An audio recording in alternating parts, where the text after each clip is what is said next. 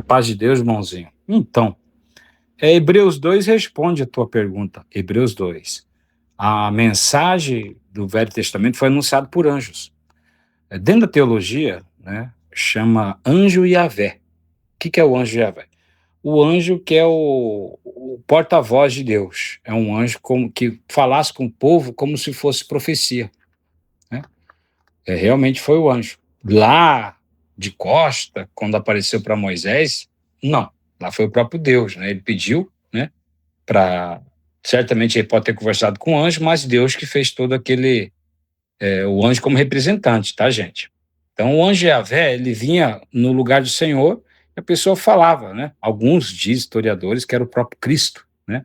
Representando Deus. Pode até ser, em parte, porque a Bíblia afirma que foi anjos, né? Que Hebreus 2, só se Hebreus 2 estiver errado. Então foi os anjos que anunciaram. Então não foi um anjo, né? Foi mais de um. Então aí quebra um pouco a teologia, mas não podemos tirar uma verdade. Pode, em alguns casos, ser o próprio Cristo, né? No caso lá de Moisés, foi o próprio Deus. Algo muito interessante de se entender e estudar o porquê, né?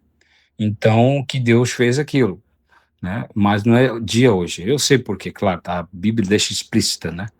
Então, só que realmente aí, nesse trecho aí, provavelmente foi o anjo Yahvé, o anjo representante de Deus, que fala em nome de Deus, né? Tudo que ele falava, que Deus colocava na boca dele, isso que eu quero dizer, como uma profecia, amém? Não quer dizer que é Deus lá, falando diretamente com o irmão, é Deus falando diretamente da boca dele, mas ele não é Deus, mas é um representante de Deus, e assim era o anjo Yahvé. Então, a Bíblia fala que o evangelho anunciado pelos anjos do Velho Testamento, de Moisés, no caso, foi o evangelho fraco perto do evangelho anunciado pelo próprio Cristo, que é o Novo Testamento. Entendeu que tremendo?